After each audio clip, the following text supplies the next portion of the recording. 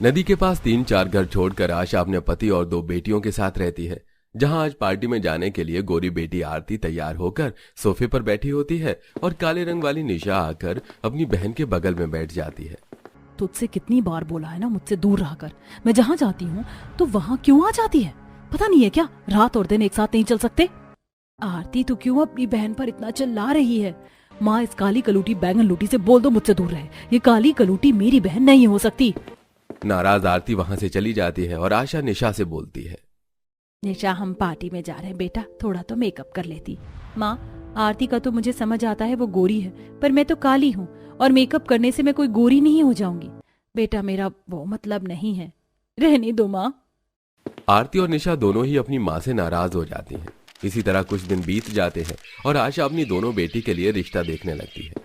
ऐसे ही एक दिन पंडित जी दिवाकर नाम के एक लड़के की फोटो आशा विनोद को देकर जाते हैं और आशा आरती को अपने कमरे में बुलाकर बिठाकर फोटो दिखाती है। तू बड़ी है इसलिए तेरी शादी पहले करवानी जरूरी है। देख तेरे लिए ये रिश्ता आया है। लड़का बहुत अच्छे घर से है, पंडित जी के ही रिश्तेदार है और कल तुझे देखने आ रहे हैं।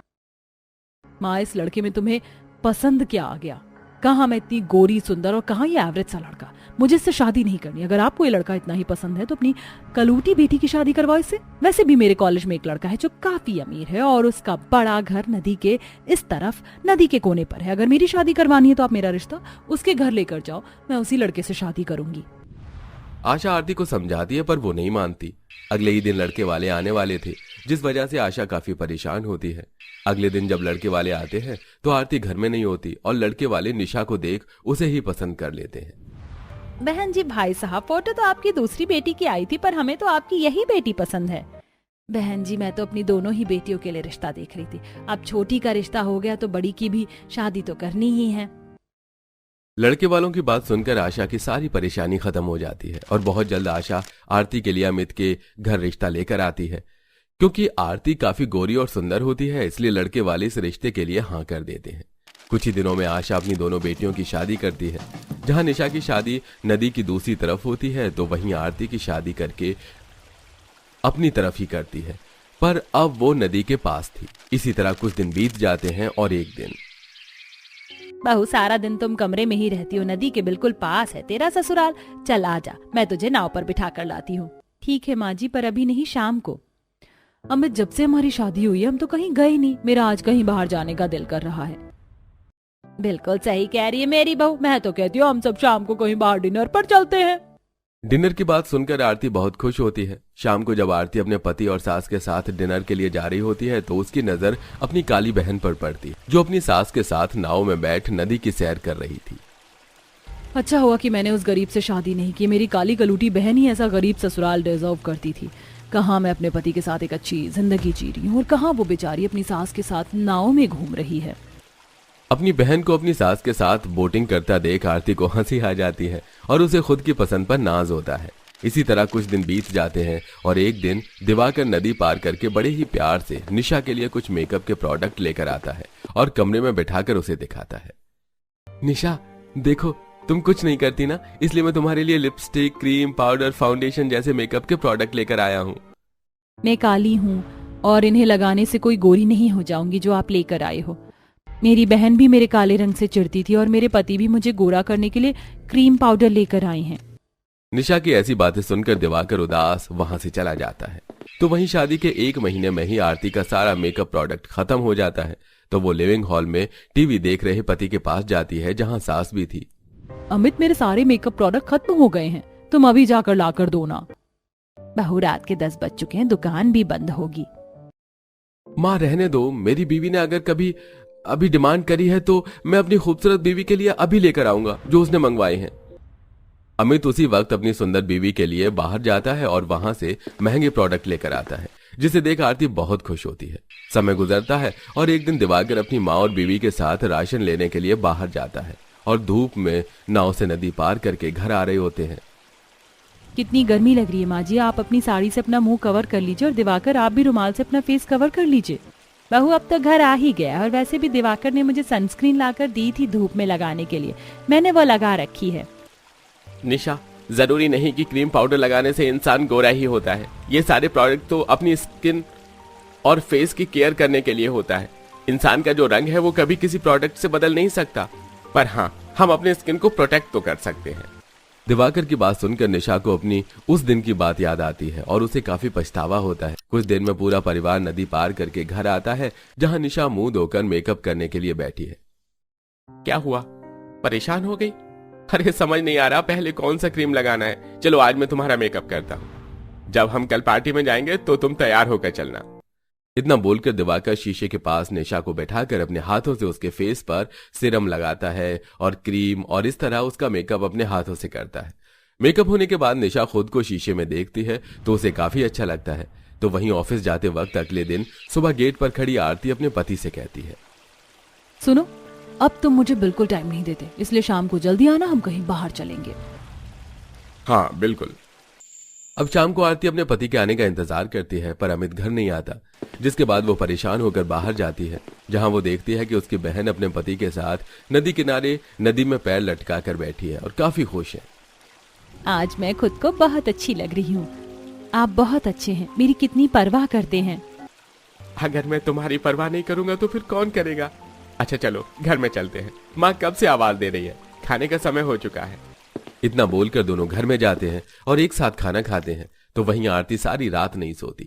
इसी तरह कुछ दिन बीत जाते हैं, क्योंकि अब अमित आरती को समय नहीं देता, इसलिए आरती चिड़चिड़ी होने लगती है। ऐसे ही एक दिन, माँ जी, आजकल अमित जी इतने काम में व्यस्त हो गए कि उनके पास मेरे लिए समय नहीं। चलिए आज हम दोनों सास बहू बाहर आइसक्रीम खाने चलते हैं। हाँ बहू चलते हैं, पता नहीं अमित को क्या हो गया है। इतना बोलकर आरती जब अपनी सास के साथ बाहर जाती है तो एक बार फिर अपनी बहन को दिवाकर के साथ नदी किनारे देखती है, जहां निशा बैठी होती है। तो वहीं दिवाकर सनसेट के साथ फोटो खींच रहा होता है। तो वहीं सुमित्रा निशा दिवाकर के लिए चाय लेकर आती है। लो, मैं तुम दोनों की चाय भी लेकर आ गई। माँ जी, आपको इन सब की क्या जरूरत थी? आप मुझे आवाज देती, मैं आ जाती। अरे क्या फर्क पड़ता है अगर माँ चाय लेकर आ गई तो।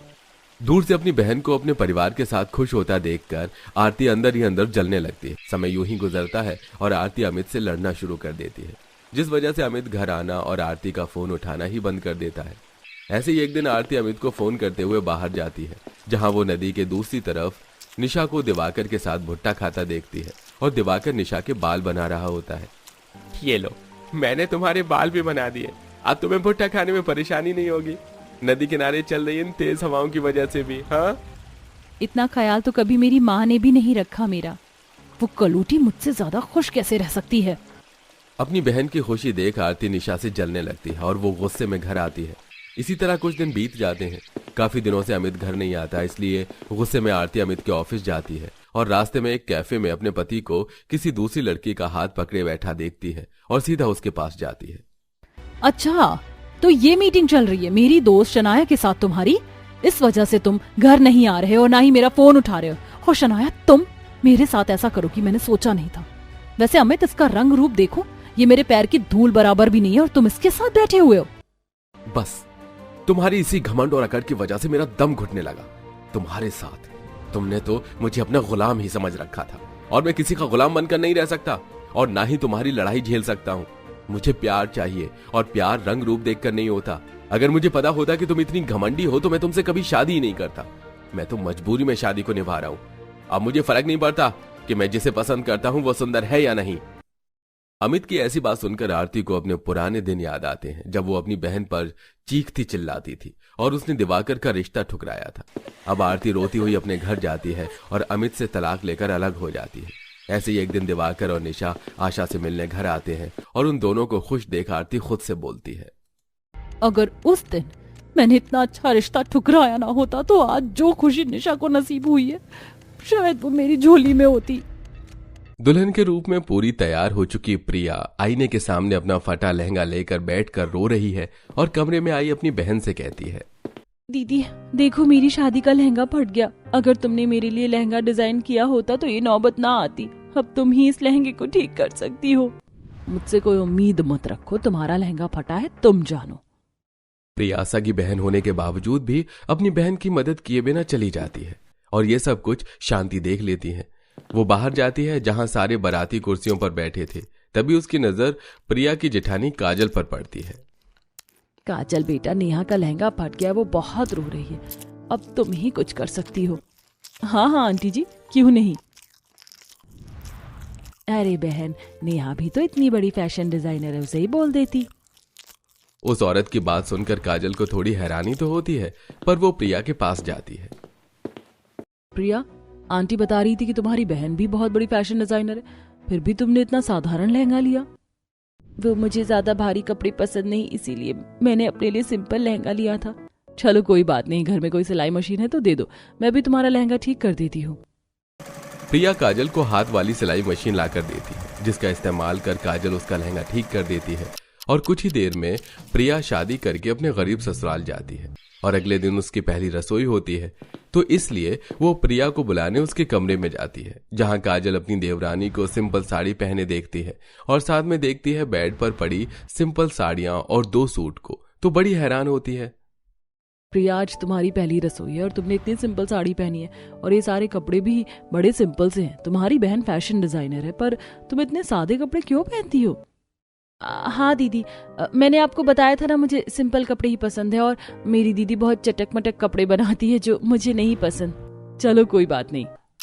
कुछ ही देर में प्रिया सबके लिए खाना बनाती है और सभी खाना खाकर प्रिया की काफी तारीफ करते हैं। बहू, खाना तो तुमने बहुत अच्छा बनाया है, और दिवाकर बेटा, कल बहू को पगफेरे की रस्म के लिए उसके मायके ले जाना। हाँ माँ, मुझे याद है। इतना बोल दिवाकर खाना खाकर ऑफिस के लिए चला जाता है और काजल कुछ सिलाई के लिए कपड़े लेकर कमरे में जाती है और जमीन पर बैठकर एक सूट का कपड़ा काटने लगती है। मेरी देवरानी कितने सादे कपड़े लेकर आई है, अब वो यहाँ से अपने मायके ऐसे सिंपल कपड़े में जाएगी तो लोग क्या कहेंगे। बस आज रात तक का समय है मेरे पास, मैं एक प्यारा सा सूट सिलकर प्रिया के लिए तैयार कर दूंगी। कटिंग के बाद वो मशीन पर बैठती है और सिलाई करती है। सूट सिलते सिलते काजल को रात हो जाती है और प्रिया उसके कमरे में आती है।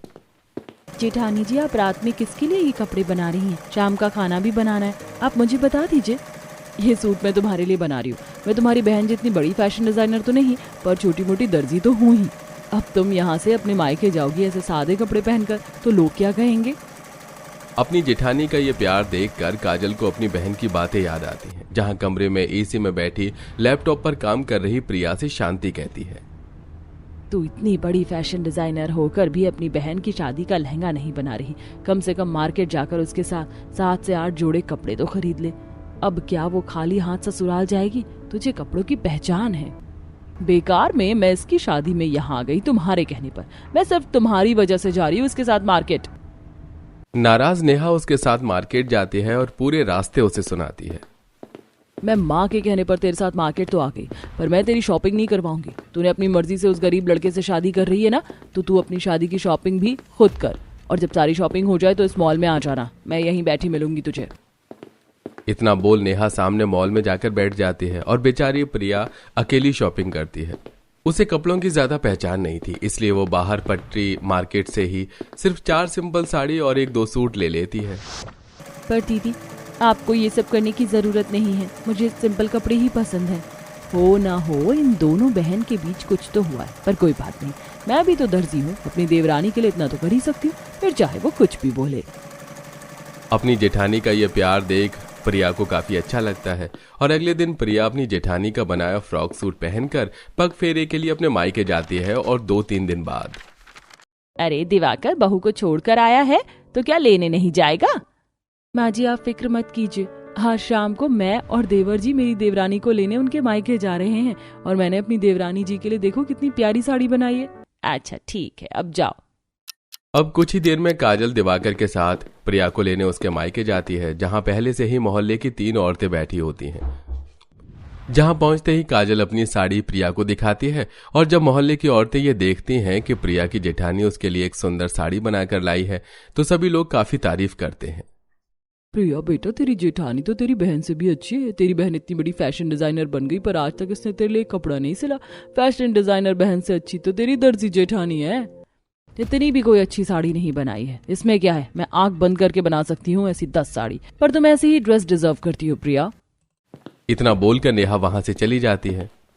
बहन, अभी मेरे घर मेहमान आए, बाकी बातें मेहमान के जाने के बाद करना। दामाद जी बेटा, आप लोग बैठो। इतना बोल शांति रसोई में जाती है और घर आई सारी औरतें भी वहां से चली जाती हैं और काजल और दिवाकर दोनों बैठते हैं। प्रिया, ये लो तुम्हारी साड़ी, इसे पहनकर चलना और अब तुम भी तैयार हो जाओ, थोड़ी ही देर में हमें निकलना भी है। प्रिया तैयार होने के लिए कमरे में जाती है और काजल रसोई में जाकर शांति से बात करती है। माताजी, मैं शादी वाले दिन से देख रही हूँ, दोनों बहनों में इतना मनमुटाव है। आज भी नेहा अपनी बहन से ऐसे बात करके गई है, और सब ऐसे क्यों कह रहे थे कि बहन से अच्छी जेठानी है। भला जेठानी बहन की बराबरी कैसे कर सकती है? बेटा, तुम्हें क्या बताऊं, मेरी दोनों बेटियां जब छोटी थी तभी इनके पिताजी गुजर गए। बड़ी मुश्किल और गरीबी झेल कर मैंने इन दोनों को पढ़ाया। मेरी बड़ी बेटी हर चीज में तेज थी और उसने पढ़ाई पूरी करके फैशन डिजाइनर का कोर्स किया, एक अमीर इंसान से शादी की और आज एक लग्जरी लाइफ जी रही है। पर प्रिया पढ़ने में नालायक थी और उसने शादी भी गरीब घर में करी, इसीलिए इसकी बड़ी बहन इससे नाराज रहती है। अच्छा, ये बात है। अब मुझे ही सब कुछ ठीक करना होगा। कुछ ही देर में काजल दिवाकर प्रिया के साथ ससुराल आती हैं। इसी तरह कुछ दिन बीत जाते हैं और काजल खाली समय में बैठकर नई नई डिजाइन के कपड़े बनाती है अपनी देवरानी के लिए। प्रिया देखो, मैंने ये पिंक कलर का नए स्टाइल का स्कर्ट और टॉप बनाया, पहन कर आओ। प्रिया उसे पहन कर आती है। वाओ जेठानी जी, ये तो बहुत अच्छा है, मुझे पसंद आया। प्रिया देखो, ये अभी फुल लेंथ का गाउन बना रही हूँ, इसे कल पहनकर दिखाना। ठीक है दीदी। इसी तरह से काजल अब अगले दिन तक दूसरी ड्रेस भी बना लेती है और प्रिया उसे पहनकर अपने पति से फोटो सेशन करवाती है। अपनी देवरानी को देख काजल बहुत खुश होती है और एक दिन शांति और नेहा को अपने घर अपने बर्थडे पर बुलाती है। माँ, तुमने मुझे यहाँ क्यों बुलाया? मैं नहीं जाने वाली उस गरीब के घर। अगर उसने मेरी बात मानी होती तो आज वो किसी अच्छे घर की बहू होती।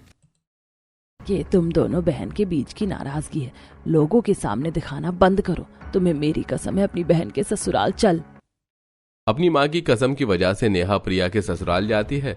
अपनी बहन को देखकर जितनी ज्यादा खुश प्रिया होती है उतनी ही ज्यादा नाराज नेहा होती है। वहीं काजल खाने में सब कुछ नेहा की पसंद का बनाती है और सब बैठते हैं। अरे बहू, आज तुम दोनों ने मिलकर इतना सारा खाना बनाया है। हाँ माँ जी, आज मेरा जन्मदिन है, हम बड़े बड़े रेस्टोरेंट में तो नहीं जा सकते, पर अपने घर आए मेहमानों की पसंद का खाना तो बना सकते हैं। आज मैंने सब कुछ नेहा की पसंद का बनाया है। दीदी खाओ ना। नहीं, मेरा पेट भरा है माँ, काफी देर हो गई है हमें यहाँ आए हुए, अब मुझे चलना चाहिए, मुझे बहुत से काम है। दीदी आप चले जाना, हम आपको रोकेंगे नहीं, पर मेरी भाभी ने आपके लिए एक गिफ्ट तैयार किया है, वो लेती जाना। दिवाकर के कहने पर नेहा कुछ देर और रुकती है।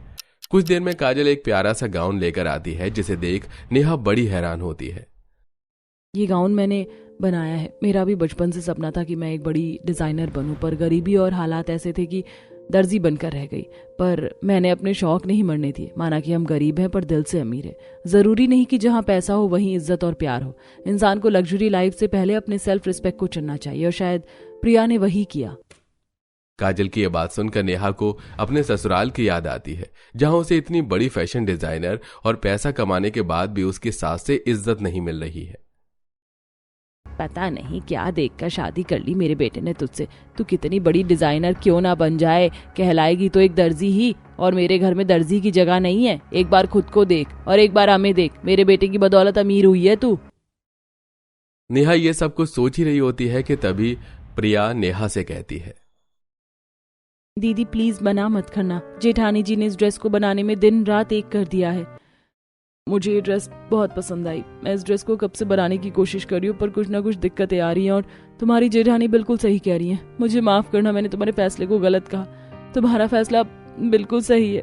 मैं चाहती हूँ कि बस मेरी बहन खुश रहे। मैं तो बस इतना चाहती थी कि जो गरीबी और स्ट्रगल बचपन से आज तक हमने देखा है वो तू आगे ना देखे, पर अब लगता है कि तूने सही किया। काजल अपनी सूझबूझ से दोनों बहन के बीच की दूरियों को खत्म कर देती है और एक बार फिर दोनों बहन में प्यार बढ़ता है। और अब समय समय पर नेहा प्रिया को कॉल करती, बल्कि उससे मिलने उसके ससुराल भी आती है। अब काजल को भी एक अपॉर्चुनिटी मिलती है और वो नेहा के साथ काम करती है।